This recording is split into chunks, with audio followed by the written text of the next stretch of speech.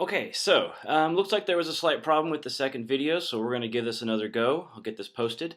If you look back at the study guide for lesson 1, I'm going to pick up where I left off in the last video. You'll recall we defined economics, talked about micro versus macro, and then went over some key ideas and concepts. And so we're going to talk about economics as a science today. And so you'll recall from the first video, we said economics is a social science, which means we're studying people. And so we're going to talk about how we go about studying people, since there's some, concerns we might have about, experimenting on people or how we go about that process. So the first question on the study guide says, or ask you, why do we engage in science? What is the purpose of science? What is the goal of science? And quite simply, when we engage in science, we're just trying to look out at the world around us and we observe things happening, and we'd like to understand those, and we'd like to explain, be able to explain what's going on. And once we both understand and can explain it, then that helps us make predictions. And so then when we see similar things happening in the future, we have a pretty good idea of what's going to happen as a result. So, just like chemists, physicists, biologists, we study or we follow the scientific method. And so you may recall this from grade school. There's several steps in this process, this method. So the very first thing we do is we ask a question. We look out, we observe something, and we ask, well, why is that happening? How does that work? So we ask a question about something that we would like to know more about. The second thing we do is we form a hypothesis. And you may recall that a hypothesis is just an educated guess. So we observe something, we ask a question, and then based on everything we already know, everything we've already observed about the world, we come up with our best guess. We say, well, we think this is the best answer to our question. Now the next step is to actually test this hypothesis. And so if we were in a chemistry lab, we'd have a question about how do two chemicals react. And so we'd set up a little laboratory experiment and we'd interact the two chemicals and we'd observe the experiment. We'll come back to this idea in a moment when we go through an example because it's going to be a little bit trickier to actually design and construct an experiment in social sciences, again, because we're studying people. Now, assuming that you've got a good experiment and it goes off successfully, that experiment is going to generate data. And so you're going to collect that data. You're going to observe every detail about the experiment. You're going to jot down all of the significant data points. And then you're going to analyze that data. You're going to do some statistics, crunch the numbers, and that's going to lead us to our last step, which is simply to draw a conclusion. And basically that conclusion will do one of two things. It will either give us evidence that our hypothesis was correct, or it's going to say, nope, sorry, your hypothesis was wrong. Now, if we can't prove that our hypothesis is correct, if we disprove it or we reject it, then we simply go back to the drawing board, we formulate another hypothesis, we go through a new experiment, maybe we just need to adjust the one we did before, that'll generate some new data, we analyze that data, and then we see, okay, was this second hypothesis correct? Do we reject it or do we fail to reject it? Which means maybe it's right, but we can't necessarily be 100% sure that it is right. We typically don't say that we confirm or prove a hypothesis. At the very least in science we say, well, at the very least we didn't reject it. We failed to reject it. We can't prove that that hypothesis was wrong. And so that'll be, usually the best we can do. Sometimes it's a little easier to say, yeah, we're pretty sure our hypothesis is correct. Other times there may be other factors that we haven't considered, that we may not be able to control. And so at the very least we can say, for now, this looks like the best answer to our question. Now, when we get to the end of the scientific process, we're going to make a conclusion and we'll say, okay, based on what we've observed in the world and the experiment we've performed, we believe that when we observe this thing changing over here, it's going to cause a change somewhere else. Now the problem is, if you've got this variable and you think this little variable causes a change in this variable, how can you be sure that there aren't a bunch of other variables that are causing this variable, right? You have one, what we call independent variable, which you think is the cause, and you think you have another dependent variable, which you think is the result, the effect. And the problem is, it may not be just one factor causing this dependent variable. There may be a bunch of other variables involved. And so the challenge we run into is trying to figure out exactly whether or not our one variable of interest is the explanatory variable, explains what's going on the dependent side of the equation. That's our goal, is trying to improve that. But we've got to figure out how to deal with all of those other variables. And so, in an ideal world, what we would do is we would construct an experiment where the guinea pigs, the lab rats, the parts of the experiment were identical in every single way except for that one that one independent variable and that one dependent variable. And remember, we're trying to figure out what the relationship is between those two variables in particular. So in an ideal world, all of those other variables that are moving over here, we would just quiet them down. We would shut them up, basically. Now, in the real world, it's very hard to do that. You can't necessarily find, guinea pigs for your experiment who are identical in every single way except for this variable and this variable. So the next best thing we do then is, for example, if we're, studying people, well, we measure those two, variables of interest for each person. But then we're going to measure all of those other variables as well. So anything that we think might have an impact on our dependent variable, our outcome, our effect, we're going to make that list up. We're going to identify all of those variables. We're going to measure them. That means we generate more data, and then we simply include that data in our analysis. And at the end of the day, we're going to be much more comfortable saying that we think this variable over here is responsible for change in this variable over here.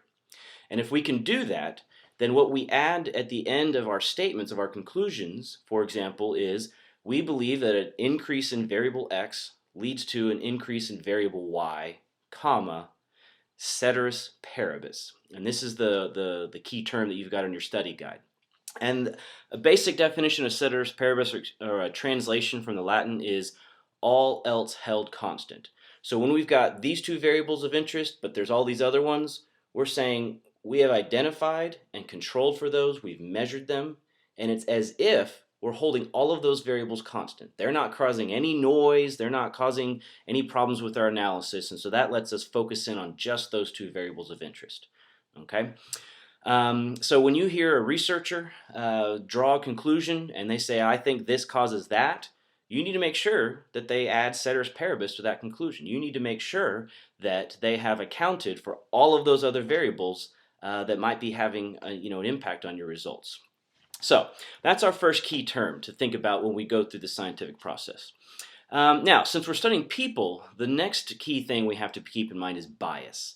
And bias simply means you lean one way or the other. You favor this over that. You have a preference.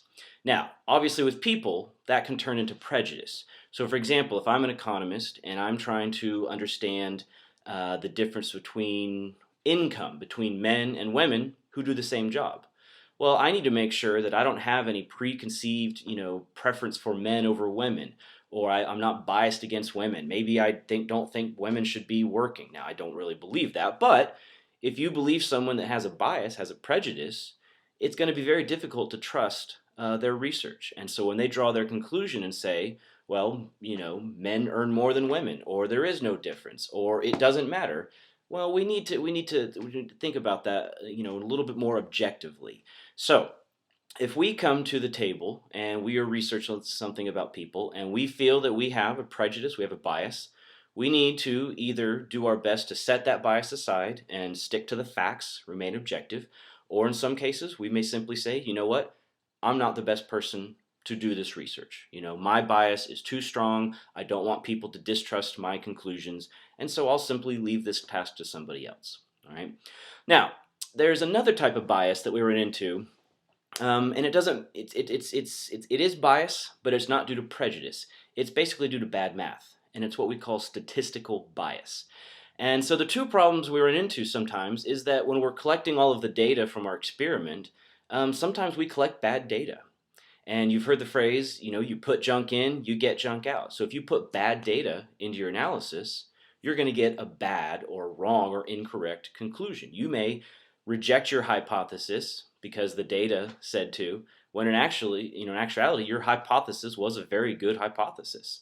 So that's the first challenge, is to make sure that we've got good data.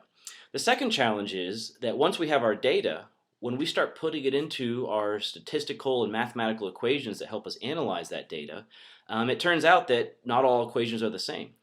Different equations, different statistical models and techniques are better suited for different types of data. So you may have really good data, but you may analyze it using the wrong statistics. And so just like putting junk in, getting junk out, you may put really good stuff in, but if you put it into the wrong equation, the wrong model, you're going to get junk out, and your conclusion's not going to be accurate. All right, so that covers the first two concepts. The last two, these are pairs of concepts. And so the first is causation and correlation. And so this is something we have to keep in mind when we're, again, stating our conclusions about the relationship between one variable and another. All right. Now, causation, like the name sounds, means that a change in this variable actually causes a change in a second variable. There is a clear cause and effect. There is a clear relationship between those two variables. All right. Now, it's very difficult to prove causation.